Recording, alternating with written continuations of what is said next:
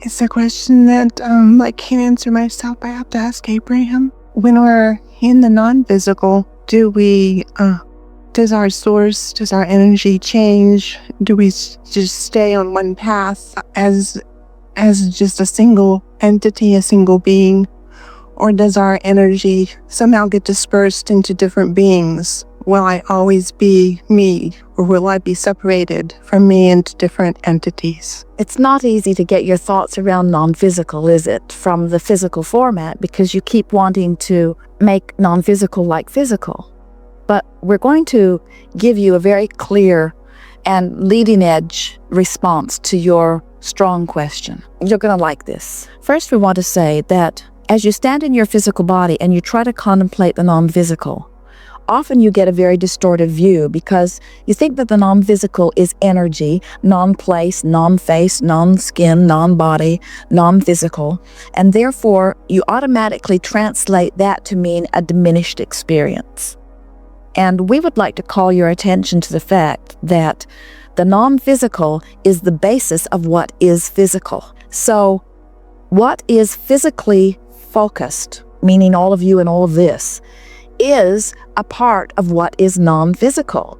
In other words, you are what we have all come to, and we're here too. So here we are all together, and we are having a much better time than most of you because we are pure positive energy, and we are forward-looking in that everything that your life causes you to ask for, we go immediately there. So we're always riding that wave.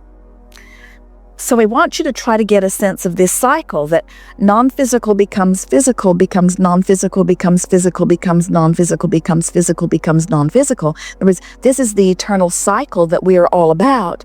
And that non-physical you, that eternal you, is a really good feeling you. So then you might say, well, then what's the physical factor about? What's that all about? And we say, well, it's the leading edge environment which puts the juice in the expansion. It's the more precisely focused environment, the leading edge furthest extension experience that causes you to keep asking. And when you ask, that which is source comes forward again in the response to what's being asked. So it's like the eternal flame that man has never been able to figure out. How I'm non-physical, then I'm physical, then I ask, so non-physical comes forward. And what we've been saying to you here today is that the non-physical part of you becomes what you're asking for, and so the cycle continues. So now we'll get to the specifics of your question. So when you die, there isn't any of that. We like to use a more disrespectful word. We love the word croak, croak, croak, croak. When you croak, when you withdraw your attention from this physical experience, you reemerge into the non-physical, or the non-physical becomes then your dominant perspective, and you have clear sense of who you. We would also like to say to you that the you that you know as you in this physical body is not a big departure from the you that is non-physical. You are an evolving energy. So, for example, if Esther wants to visit with her parents, either of them or both of them, she can't get one of them without getting the other because they're hanging around together. As she tunes in to visit with them, she can feel clearly that they are as she knew them to be. And it is giving her the sense that they were who they were before they were born, and now they still are who they are now that they have reemerged into non-physical. It's just that all of the physical maladies that they picked up along their physical trail are no longer part of their equation. So we want you to get a sense. Esther was looking at baby Luke. He's about 10 months old now. And she was looking at him the other day. And as he smiled at her, this big, happy, I'm in love with life in this moment smile, Esther looked into the depths of his eyes, and she knows that he knows that she knows that he knows that she knows that he knows. In other words, there was just this, I know who you are and you know who I am, and I can't talk about it yet, he's wanting to say to her as he's grinning, but isn't this all just so very good? And Esther is thinking, Now, so she has her parents who have just made their reemergence recently back into non-physical, and then she has this little grandbaby Luke who has just made his reemergence into the physical, and she is beginning to see the complete picture in that, like her parents who knew who they were when they went into non-physical, he knew who he was when he came into physical. There's just a little catching up to do with walking and language and hair growth and things like that. But he is this knowledgeable being who's in the process of rediscovering life through this new format, but he's still who he is. In other words, he's still who he has been again and again and again and again and again. In other words, you do not go back into a nebulous mist. You do not lose your identity. You continue to become. But the thing that makes this question a little hard to explain is that it is an energy stream, and this is the basis of this wonderful question that you are asking. When you reemerge into non-physical and you regain that broader perspective, you're going to discover that the you that is you has been much more than the one personality that you most recently knew as you. And that's the hard part for physical beings to really grasp. It's a combination of what I've been in my past. It's a combination of all of my energies that I've had in my other lives. No, not just that. It is the best way to describe it is as you stand in this physical body and you visit with us, someone looking very narrowly at this life would say, this is the woman who talks to Abraham. But if someone were looking more broadly, they would say, but there are many others who talk with Abraham, or they would say, this is the woman who talks with Abraham and does a number of other things as well. This is a woman who is this and this and this and this and this. She can be a golfer, she can be a tennis player, she can be an accountant, she can be a mother, she can be a sister, she can be a wife, in other words, there are many hats that you wear, but you're not wearing them all right now. Right now, you're the woman who's talking with Abraham. But you are much more than that. And so it's a bit like that. You are much more as non-physical energy than the woman here in this body. You're much more.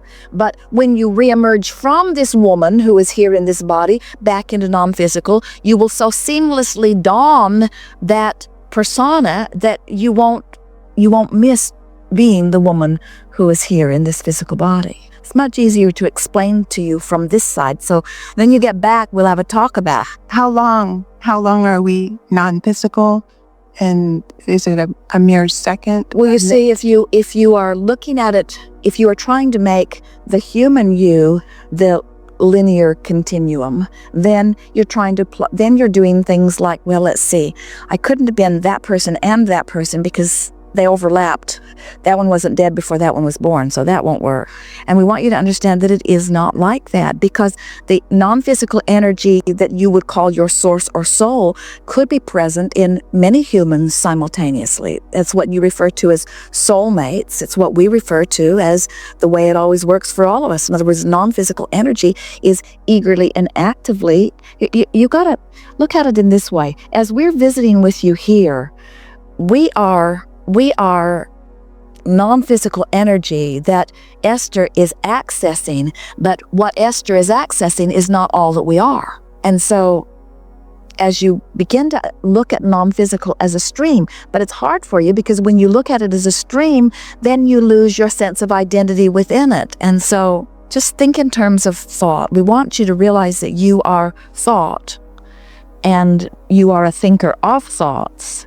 But as soon as you think a thought, that thought begins to think. It's sort of like that. So you, Abraham, are just non-physical right now? Or do you also have a physical? You see, your flawed question really speaks from your basis of confusion, and don't feel bad about it because it's what we hear from humans all the time. You keep wanting to make it dead or alive. So since we're talking to you from non-physical, then we must not be physical. And we say, you're leaving out the Esther part of us. You're leaving out the Jerry part of us. In other words, you're leaving out the part of us that is physical. Why does it have to be one or another? It never is one or another. Physical is the extension. That would be like saying, here's a good analogy of that. That would be like saying, I was once a 2-year-old, and then that 2-year-old still exists. And then I was a 3-year-old, and that 3-year-old still exists.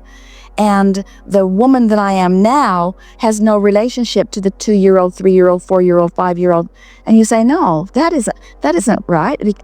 I am in my body now the extension of 2 and 3 and 4 and 5 and all of that. And that's what it's like from the non-physical. You are the eternally evolving beingness as a result of all of the physicalness. But you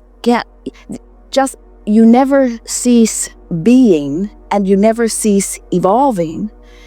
And when you try to go back into one of those earlier vantage places, sometimes you lose the connection between what you were and what you now are. Again, come over here where we are and we'll have this discussion. It is much easier from this side of the view. Do you get it that you, in this physical body, are more non-physical than you are physical? That's maybe the best place to start this question. Hard for me. And that's the basis. That's the reason that we're having a hard time finding words that are connecting with you. If you can start there, that's the thing that we want you to begin concentrating on, because if you can work on understanding that, then the rest of these questions will be more easily answered for you. See yourself as non-physical energy mostly. You are mostly that. You are mostly vibration. You're mostly thought. You're mostly source. You are mostly that. And that is expressing itself here in this physical body. And the more joyful you are, the more you are allowing a complete marriage of the two aspects of your being. And the more not joyful you are, then the more there is somewhat of a separation. And so as any of you turn to go downstream more and more and more, so that you're allowing yourself vibrational concert with who you really are, then you'll start feeling more. Our friend who danced around the room and said he's high on life, that's what we call tuned in, tapped in, turned on. That's what we call allowing source energy to be with you in the moment. In other words, that's inner being dancing with you. When food is particularly wonderful, that's inner being eating with you. When sex is particularly fantastic, that's inner being having sex with you. In other words, we're not kidding you about that. The better you feel in any moment in time, the more of the broader essence of you is enjoying that experience with you. That's what life is supposed to feel like. It's the full essence of who you are, having this leading edge experience. And so many humans are used to having a separateness between the separateness of the physical and the separateness of the non-physical, as if now I'm trying to catch up. And we say, you're not trying to catch up. You are that. Allowing it or not allowing it, but you are that. And whether you allow us in any moment of your physical human life or not, whether you allow it and get in on it or not, we're in on it. Sort of like Jerry and Esther tease about that. Sometimes one or the other of them will say to the other, I'm having a conversation with you, but you're not in on it. And neither one of them seem to care. That they're delighted to just be having the conversation. Jerry will be deep in his own thought, and Esther will want him to come right there to her thought. And sometimes they both laugh at it. They both do it. It will be 5 minutes later, and the other one will answer them. What they had to process everything that was going on in their mind, and then they heard it, you see. And so your source energy is always present in your now, but sometimes you're not vibrationally up to speed with it. And that's why you keep thinking that there's a separation between you and you when there is not. In meditation, I try to bring more source energy to me. I know that you're supposed to clear your mind. Well, here's the thing. Think of anything. You're not bringing more source energy to you because it's not possible for you to bring more source energy to you, because all of the source energy in the world that you'd ever want to come to you is there. What you're doing is, in meditation, is releasing resistance and allowing yourself vibrational alignment with the source energy that is there. So every time you feel relief, you're attuning is a good word. You're attuning more to the vibrational frequency of who you really are. And one who's attuned is clear-minded, agile, flexible, and healthy, and joyful. And so it's all about degrees, isn't it? You are much more aligned than you're giving yourself credit for much more of the time. And you are overanalyzing it because you're wanting to make it a thinking thing rather than a feeling thing. Feel your way into your alignment. And that really is the reason that we're talking about this upstream, downstream stuff.